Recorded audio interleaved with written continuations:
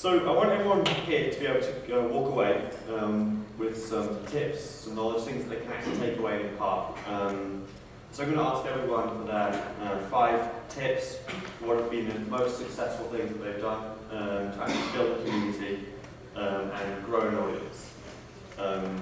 Just to add some stuff myself, the things which I did which worked really well.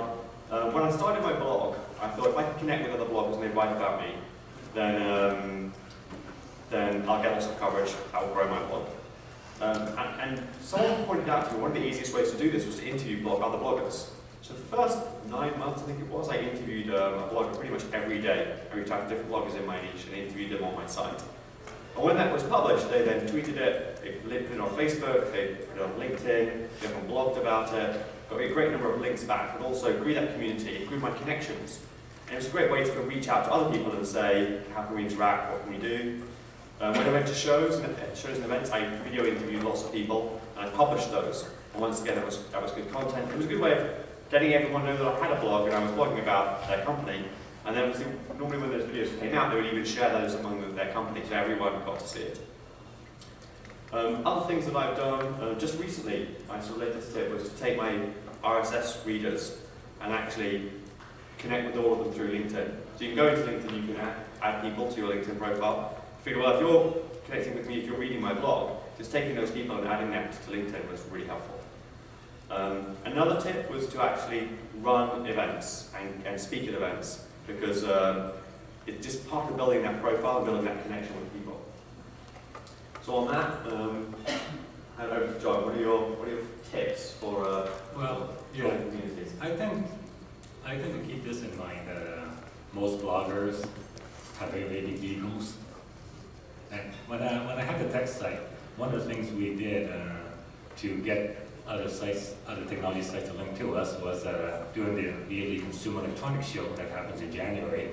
I would host a party and invite all these other tech webmasters to come and have a party. And see, the typical technology webmaster is a male who has no girlfriends and can't get a girlfriend at all. So what I always do during the party was I would have a few very, very hot women for the show. And we would make sure to take pictures of them and the girls, and then I would post it on my tech site's photo gallery. And then I would send the pictures to all the webmasters out there and say, hey, here's some pictures from the show, and they'll be instant linking it up, showing to their friends how cool they are, that kind of stuff. So I found that worked really, really well. I'll make sure I take those ad images from my Facebook account. Yes, another thing that also was we're connecting with bloggers, and it's basically just to meet them face to face. I found that most of the relationships I built over time has been a face-to-face network. It's IM, emails, all great and stuff, but really still nothing can beat a face-to-face contact. So that was it. Yeah, I just want to add to that. So basically, when I first met John, it was my first affiliate Summit West in Las Vegas, and at that time I was in the prime of my affiliate game, so I decided to start going to conferences and start meeting all these bloggers and super affiliates. And when I met John, I was like, oh man, that's a celebrity right there. I want to shake his hand, you know? And we exchanged emails. I've done a lot of viral captures on video to get his attention to my blog. I transferred a lot of his traffic from his blog to my own blog just through link baiting, etc. And when I met him, I mean, now we actually have such a strong relationship now that I can just talk to him and just exchange ideas, etc. So for me to meet him the first time and then just continuing that relationship onward was just powerful to what it is now.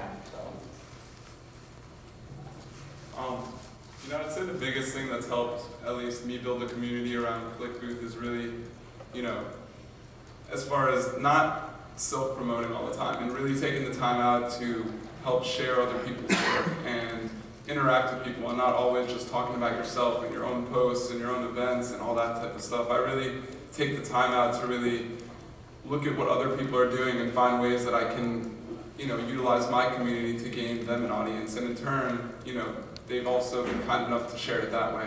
And I think that's, really big. I see a lot of affiliates, networks, advertisers, whatever it may be, brands that are just constantly promoting their own stuff, and just it's a one-way street, one-way communication. and in turn, no one wants to build a relationship with anybody doing that. So I think that's an important thing to consider.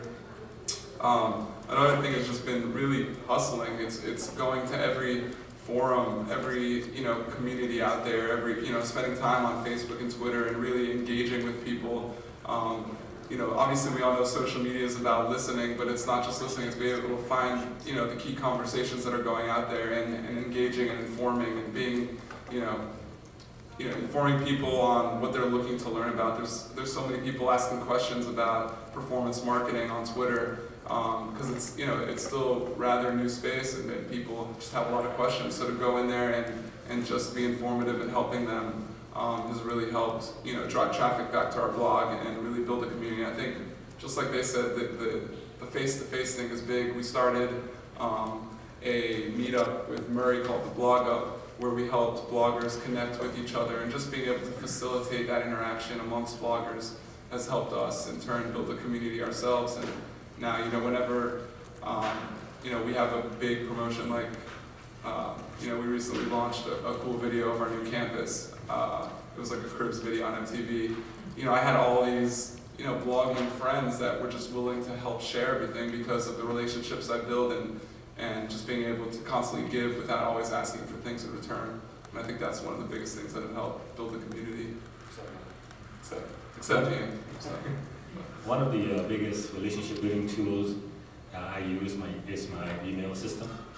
I recommend that all bloggers have some kind of email sign-up form, but not just so much to capture the email. That's important.